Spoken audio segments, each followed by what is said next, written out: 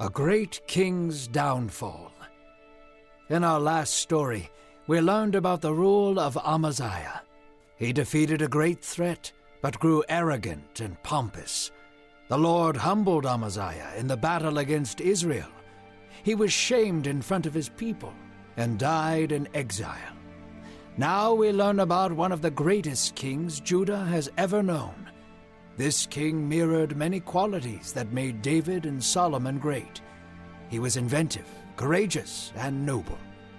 However, his name grew too great for his own fragile heart to handle.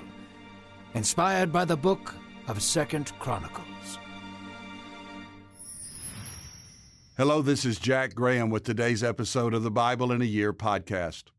In our previous episode, we heard about King Amaziah's downfall. Though he at first sought to follow God and trust Him, his wavering faith opened the door to doubt, bitterness, and resentment. He stopped trusting in God's goodness and turned to idols and self-gratification. Ultimately, he died in defeat and with a heart filled with resentment, still clinging to the idols that had no real power and no comfort for him. Today, we'll learn of a truly great king, a man who exhibited many of the best traits of David and Solomon. But though he was one of the great kings of Judah, he was also a man prone to sin and filled with brokenness. Listen now to God's word. The people of God were desperate for a hero, a symbol of faithfulness and a pillar of strength. They craved a godly king. They longed for a man who would lead as David once did, a man with strength and humility, a man of courage and tact. They prayed desperately for this king to arise. They believed that king to be the young boy Uzziah. The son of Amaziah was 16 when the elders came to him and anointed him as king. His father had met a shameful demise, but there was hope that Uzziah would be different. He was a bright young man. He was strong and had a good heart. His mother, Jecholiah, was wise and nurturing. Uzziah was made king at 16 and immediately pursued God for wisdom and fortitude. King Uzziah did what was right in the sight of God. He thought through the will and purposes behind God's law. He studied kings before him and learned from their victories and failures. He also leaned on a great council of different men and women. He sought their guidance on all political and military matters. The man he leaned on most was Zechariah the prophet. He instructed the young king on how to fear and obey God. He guided him in matters of the heart and soul, and taught him how to seek wisdom and justice. As long as Uzziah sought the will of God, everything he did prospered. Uzziah was not interested in the petty rivalry with Israel his father started. He knew that the true threat was among the Philistines. They had been secretly amassing a great army to raid Judah. Uzziah waged war against the enemy nation. With the wisdom of many commanders behind him, he sent several attacks towards the walls of Gath. With each attack, the wall grew weaker and weaker.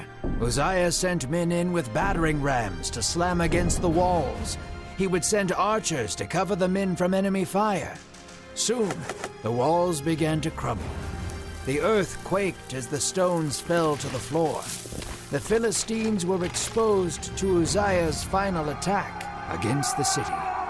God gave Uzziah favor, and he crushed the Philistines before they could gather themselves. Uzziah's victory in battle gained him the respect and fear of other nations. The Ammonites gave Uzziah tribute and pledged their loyalty to him as king. His fame spread even to the distant nation of Egypt. Rumors of Uzziah crushing the walls of Gath single-handedly spread like wildfire. Although they were just rumors, they hinted at a growing strength in the young king. But Uzziah knew it was the favor of God. After the Philistines were defeated, Uzziah moved on to his next concern, the defenses of Jerusalem. He erected towers at each gate along the wall. He also built towers in the wilderness beyond Jerusalem to protect farmland and villages. King Uzziah was becoming a great warrior. but his real passion was for farming and tending to the livestock. So he took great care into making sure they were protected. Uzziah paid much attention to his commanders and secretaries. He made sure they were taken care of. In not much time, King Uzziah even gained the loyalty of many might men in the country. 2,600 mighty men followed Uzziah into battle, more so than King David himself. Under those men was an army of 307,500 soldiers. They were well equipped and well fed. The young king knew that in order to keep the nation safe, he had to keep his army strong. Even more important, they needed to love him. King Uzziah had an inquisitive mind. He tinkered with wood, steel, gears, and wheels. He gathered skillful men who knew mathematics and engineering. Together, they invented machines to be placed on every tower. These machines shot arrows and great stones at opposing forces. The technology was advanced. Another line of defense was Uzziah's reputation. Word of his weapons, armies, and towers spread. Uzziah designed a name for himself that would cause all of Judah's enemies to fear. This, he knew, was the greatest weapon of all. Stories of Uzziah's power spread throughout the land. His name was greatly feared, and his reputation painted him almost as a god. These stories began to seep into Uzziah's heart. As he grew stronger, so did his pride. Eventually, Uzziah saw himself above the law. One morning, Uzziah entered into the temple of God to worship. However, he went in without the priests. He strutted around the temple halls as if he had built it himself. The king entered into the temple and began to burn incense, a custom only meant for priests. Azariah walked in with 80 of his priests and saw what Uzziah was doing. They gasped at the king's arrogance. He knew that there was a checks and balance between the priests and king. The king was not to rule over the temple as well. "You should not be doing this," Azariah exclaimed. "You should leave here now. Doing this will not bring you honor from God." Uzziah rolled his neck back as he listened to the priest. He was annoyed at them. He was about to respond in anger when a strange tingling emerged on his forehead. He felt lightheaded and feverish. He leaned against the altar, trying to regain balance. Uzziah grew fearful as he watched the priests step back from him. Confused, Uzziah grabbed a silver bowl and held it up at his face. Like a rising tide, Uzziah could see leprosy spreading across his forehead. The priests rushed him out and took him to his chambers. There the king began to rot. His skin peeled back from his face. His fingers and toes began to separate from his body. A sharp pain was replaced by a dull ache as his body decayed. For the rest of his days, Uzziah suffered as a leper. He died humbled by the sovereignty of God. Uzziah died shamefully, as did his father.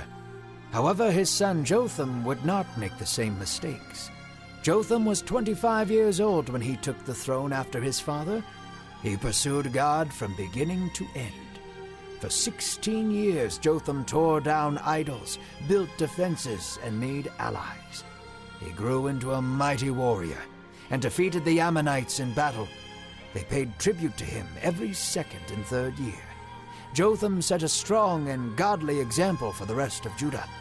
The nation loved Uzziah, but his son Jotham was the one to truly finish well. As we begin today's reading, Judah is without a king. Amaziah had fled in disgrace to die in exile. The elders looked then to his son Uzziah, who was merely a boy at age 16. Yet despite his youth, Uzziah possessed a desire for wisdom and a humility to seek guidance from those who sought God. Uzziah set immediately about doing the Lord's business and leaned often on the prophet Zechariah for God's guidance. It was a remarkable display of maturity from one so young. Youth does not necessarily disqualify someone from service, especially when a young person is mature in the Lord and earnestly desires to seek God and to know His ways. And because of Uzziah's dedication to the Lord, God prospered him. He gave the king victories over the Philistines, the Arabians, and the Meunites. His renown grew not only in Judah, but as far away as Egypt. Prosperity was granted to Judah under King Uzziah, and his military grew stronger and stronger. It seemed like everything the king did was successful. Judah was functioning in many ways as God had always intended, bringing glory to God throughout the region. But today's passage then reminded us that when success is at the greatest, evil is around the corner, and it often takes the form of pride. Listen to what we read in 2 Chronicles 26, verse 16. But when he was strong, he grew proud to his destruction. Pride, it will take us out every time. Pride causes us to believe that we are responsible for our success rather than God, that we are self-sufficient, and that we are even above correction, and that we live with entitlement. The Bible says God will not share his glory with another, and pride takes away the glory that belongs to God and God alone. In his pride, Uzziah made a fateful error. He entered the temple to the altar of incense. It was a holy place reserved for the priest. Even the king was not allowed to enter, and Uzziah knew this. It wasn't an accident or an innocent mistake. This was willful disregard for God's law. To make matters worse, when Azariah the priest went in and rebuked him, telling him to leave lest he face God's judgment, Uzziah did not repent. Instead, he became indignant. How dare this priest tell him what to do? God's judgment was swift, and there in the temple, leprosy broke out all over the king's forehead. He had lost his sensitivity to the Lord's leading and to God's law, and the numb, leprous skin was a visual reminder of this terrible fact. He lived as a leper for the rest of his days, unable to enter the Lord's house because he was now unclean. Though he had been a great king and brought glory to God for many years, he did not finish his race well. He failed at the end and marred a legacy that could have been truly remarkable. Uzziah was succeeded by his son Jotham, who reigned with righteousness, seeking God all his days. Unlike his father, Jotham served God faithfully from start to finish. God, we thank you for so many who have joined us on our journey through the Bible. And we thank you for every story. We thank you for the truth of what you say in your word, that it is always true. May we learn the lessons well that you are teaching us as we continue to pursue you and your will for our lives. In Jesus' name, amen. Thank you for listening to today's Bible in a Year podcast. I'm Pastor Jack Graham from Dallas, Texas. Let me encourage you to download the pray.com app and always make Bible reading and Bible study a priority in your life, along with prayer. If you enjoyed this podcast, share it with someone you love. Let someone know, because by sharing this podcast, you can truly make a difference in someone's life. And if you want more resources from me, Jack Graham, as to how you can grow in your Christian life, then go to jackgraham.org. That's jackgraham.org. God bless you.